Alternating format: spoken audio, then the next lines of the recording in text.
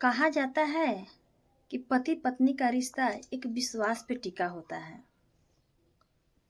Friend, ये तो कहने के लिए है और बहुत लोग इस बात को मानते भी हैं, लेकिन एक ऐसी मैं आज कहानी बता रही हूँ जो शायद कोई विश्वास करेगा ही नहीं, और कोई कर भी ले तो पता नहीं इस बात को कोई समझेगा कि नहीं।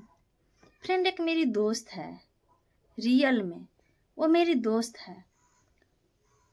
उसकी शादी हो गई, अच्छा से घर परिवार अच्छा से चल रहा था। भगवान की कृपा से उसको 2 बेटियां भी हो गईं।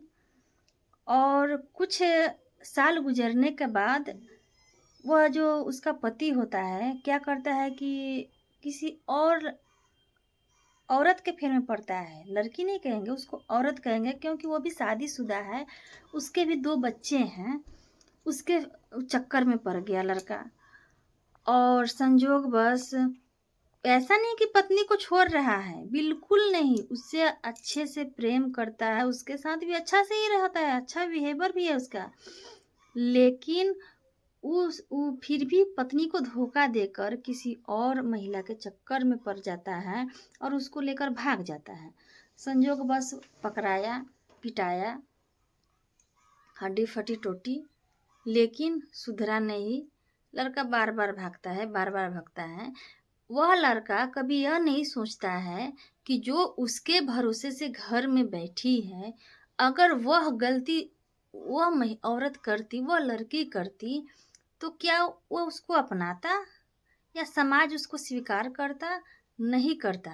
क्यों नहीं करता? क्योंकि वो लड़की है, उसमें दाग लग गया। क्या लड़का में दाग नहीं लगता है?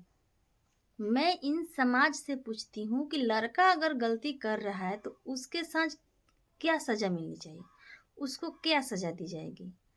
मुझे यह समझ में नहीं आता है। मैं तो सोचती हूँ, मैं तो उस लड़की को भी दोष दे रही हूँ।